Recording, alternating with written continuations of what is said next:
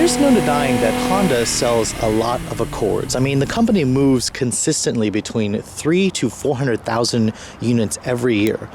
So there's no doubt that they've got a successful product on their hand. So when Honda looked to bring in some Accord buyers that miss their old Accord wagon, they introduced this vehicle back in 2010. Now what I have here is actually a 2012 model. Honda actually updated the Crosstour name in 2012. This car used to be known as the Accord Crosstour, but since then Honda has actually dropped the name and now it's just simply known as the Crosstour. And you can see this vehicle is definitely a unique design. It's basically just an Accord. It's the previous generation Accord that's been pumped up. It's on stilts, basically. It competes head-on with the Toyota Venza, the Ford Edge, the Nissan Murano, and it's definitely a controversial vehicle. I mean, when this thing came out with the new ZDX, it definitely stirred a lot of negative criticism toward its styling. I mean, in terms of the look, you can see it's sort of based on the Accord platform, although the body is a lot wider. It's a little bit higher up off the ground. It's got that sleek coupe-like roofline on the back,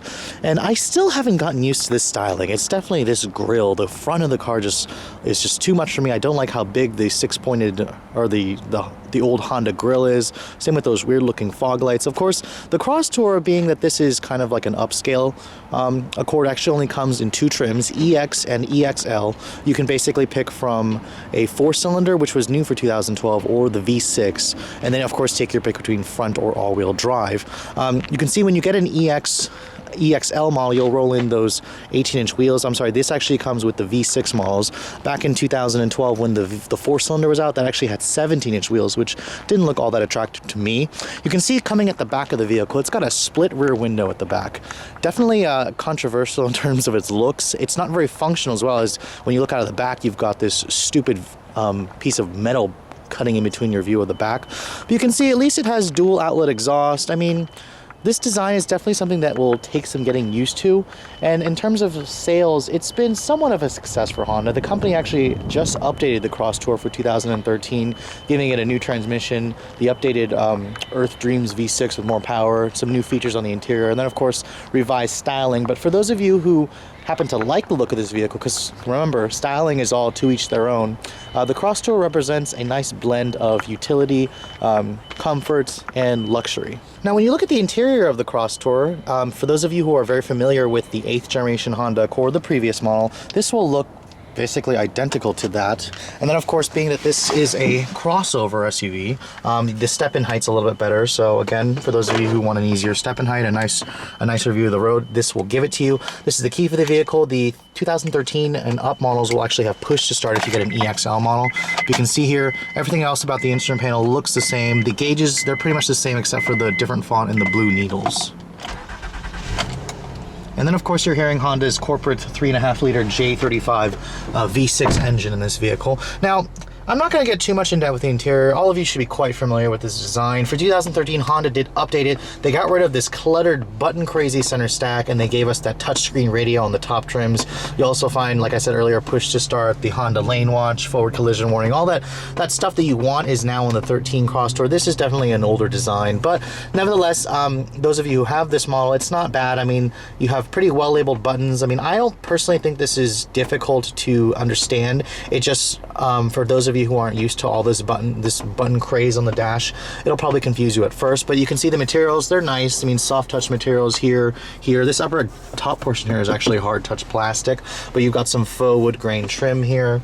The door panels are also soft touch plastic with the rather cheap looking plastic door handle, but it is leathers padded right here where your elbow is going to rest. The windows are automatic up down for the driver and the front passenger. Surprised it's not all four, but you can see the steering wheel comes right off the Accord Coupe, the 8th generation. A very nice steering wheel design. You'll have Bluetooth controls here, steering wheel audio controls, nice bolstering extension.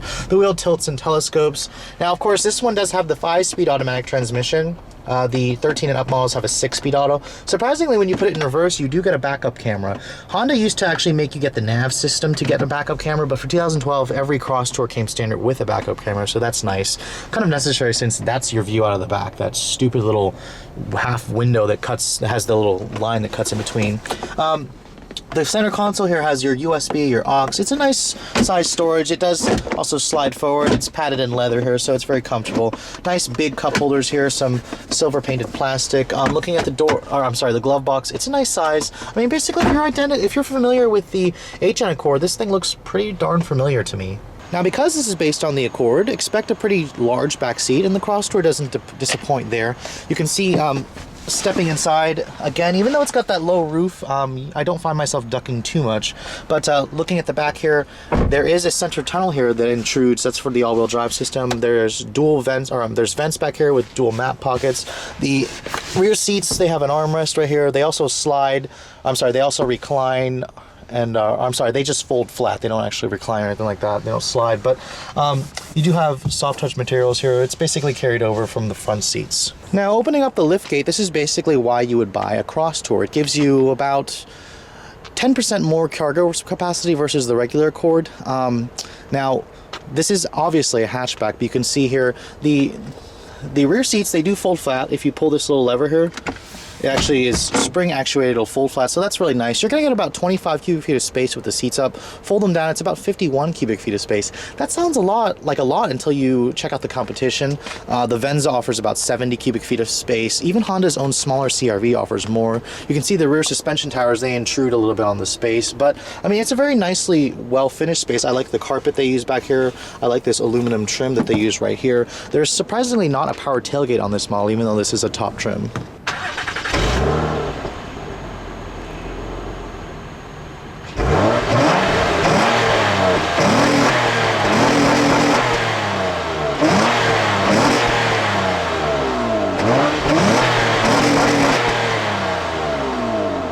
And when you take a peek underneath the hood of the Crosstour, you'll find Honda's signature and familiar V6 engine. This is the company's 3.5-liter J35 with iVTEC. It's got variable cylinder management. That's what VCM stands for.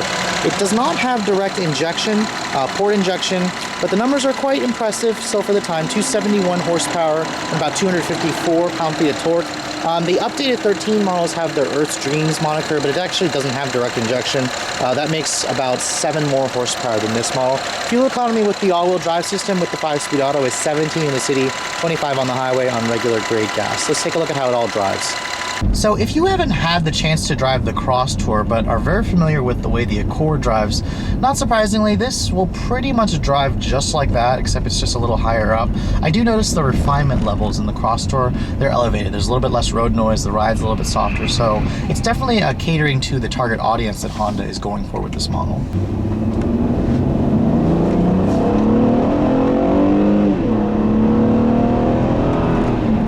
So Honda's 3.5-liter V6 has always been a great engine, and it's basically the case here in the Crosstour as well. The extra weight of this vehicle doesn't really affect it too much, but it still moves the vehicle out smartly.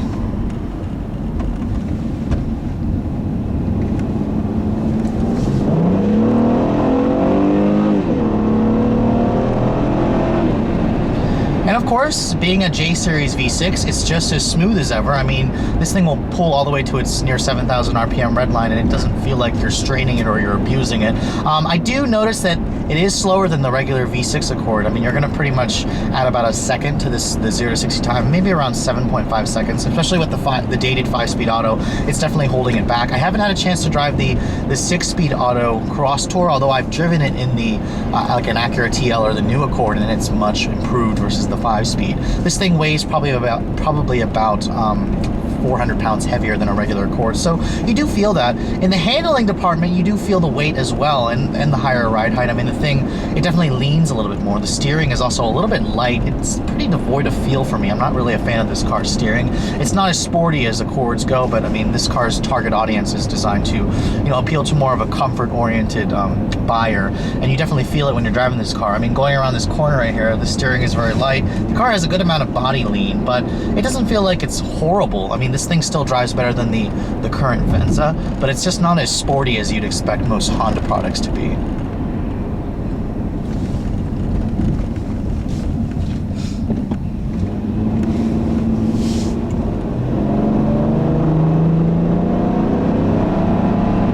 Now, even though the 5-speed auto is down a gear, at least it is pretty smooth shifting. The one thing that you may notice when you're driving the car just normally is there's a green eco light that comes on and off. It's basically going to tell you when the car's running on 3 or 4 or all 6 cylinders. You can't ever shut it off, but basically whenever you have your foot off the throttle, the eco light comes on.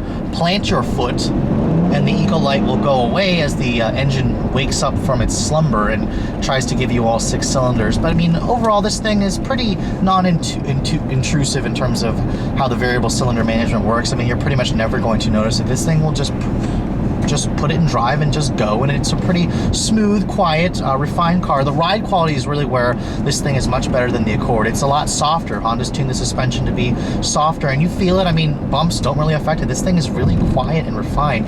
The road noise in here is nearly gone, and that's not something you can say about Honda. This thing is quieter than, for example, if you guys look at a current generation TSX, this thing is quieter in terms of the road noise versus that vehicle, and it's a Honda product instead. So coming up to the conclusion of this video, I actually wanted to address this one question. I was trying to figure out why Honda dropped the Accord name from the Crosstour badge.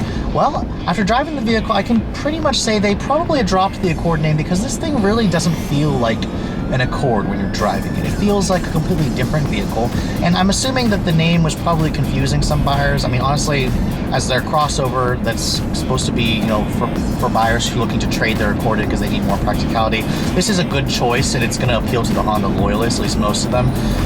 But I really think Honda has some work to do with the next generation Crosstour. I mean, the old Accord, the 8th gen for me, was a little bit on the weak side, and I can definitely feel those weaknesses being carried over into this generation. I haven't had a chance to actually drive the 13 model yet, but you know, with the few updates that it had, I don't imagine it totally changing. And I'm really liking what Honda's done with the current generation Accord, so expect a new Crosstour to come out in the next couple of years based on the 9th generation Accord. But until then, for those of you who need a little bit more space than a CR-V, but need to upgrade from your Accord sedan, the Crosstour could be worth a look, especially if you're okay with the styling.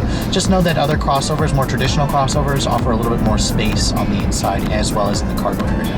Hope you guys have enjoyed my overview of this 2012 Honda Crosstour. Thanks so much for watching, guys. I'll catch you all later.